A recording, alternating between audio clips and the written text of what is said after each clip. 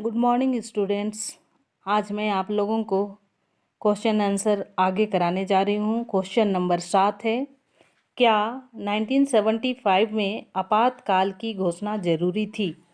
Answer है, यह विवाद का विषय है कि क्या 1975 में आंतरिक गड़बड़ी के नाम पर आपातकाल को घोषित किया जाना जरूरी था। एक विचार यह है कि जयप्रकाश नारायण की संपूर्ण क्रांति के आह्वान ने देश में अव्यवस्था फैलाई थी, जिसका भयंकर रूप गुजरात में दिखाई दिया, जहां कांग्रेस सरकार को असंवैधानिक तरीकों से हटा दिया गया। दूसरी ओर यह भी कहा जाता है कि यह सब इंदिरा गांधी ने अपने प्रभुत्व को स्थापित करने हेतु किया।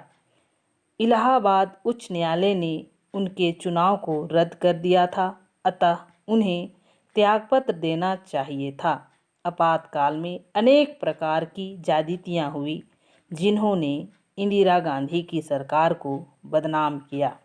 इसलिए 1977 के चुनाव में कांग्रेस पार्टी को करारी हार का मुंह देखना पड़ा।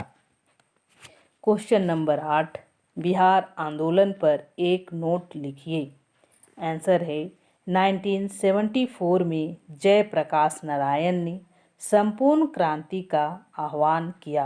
उन्होंने कांग्रेस की सरकारों को भ्रष्ट कहा तथा उन्हें हटाने का आंदोलन चलाया।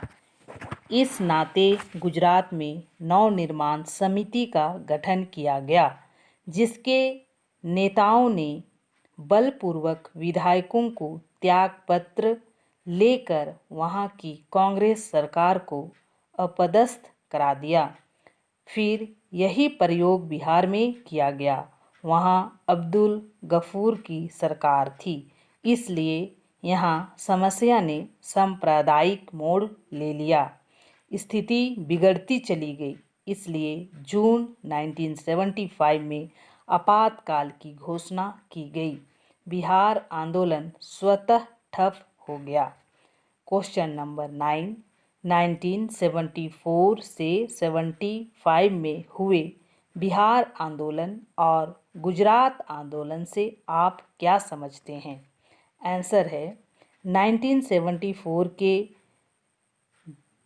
जनवरी माह में गुजरात के छात्रों ने खाद्यान्न, खाद्य तेल तथा अन्य आवश्यक वस्तुओं की बढ़ती हुई कीमत तथा उच्च पदों पर जारी भ्रष्टाचार के खिलाफ आंदोलन छेड़ दिया। छात्र आंदोलन में बड़ी राजनीतिक पार्टियां भी शरीक हो गई और इसके आंदोलन ने विकराल रूप धारण कर लिया। इस परिस्थिति में वहां राष्ट्रपति शासन लगाना पड़ा। 1974 के मार्च माह में बढ़ती हुई कीमतों,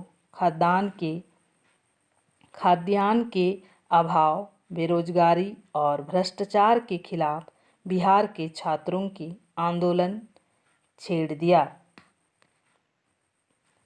आंदोलन के नेतृत्व के लिए उन्होंने जयप्रकाश नारायण को बुलावा भेजा और वे भी इसमें शामिल हो गए।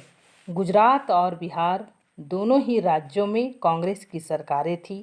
यहाँ के छात्र आंदोलन ने इन दोनों प्रदेशों की राजनीति पर गहरा असर तो डाला ही, राष्ट्रीय स्तर की राजनीति पर भी इसके दूरगामी प्रभाव हुए। क्वेश्चन नंबर 10, ग्रांड एलियांस विशाल संधि से क्या तात्पर्य है? आंसर है, 1971 में लोकसभा के चुनाव फरवरी माह में हुए। इससे पहले कांग्रेस पार्टी का विभाजन हो चुका था। इंदिरा गांधी जिस कांग्रेस का नेतृत्व कर रही थी, उसके विरोध में कई पार्टियों ने एक गठबंधन बना लिया। सभी बड़ी और साम्यवादी और गैर कांग्रेसी विपक्षी पार्टियों ने एक चुनावी गठबंधन बना लिया था। इसे ग्रैंड अलायंस कहा गया। इसमें शामिल प्रमुख पार्टियां थीं जनसंघ, स्वतंत्र पार्टी और भारतीय कांग्रेस दल। बच्चों आज मैं इतना ही बतलाकर क्लास समाप्त करती हूँ। Thank you.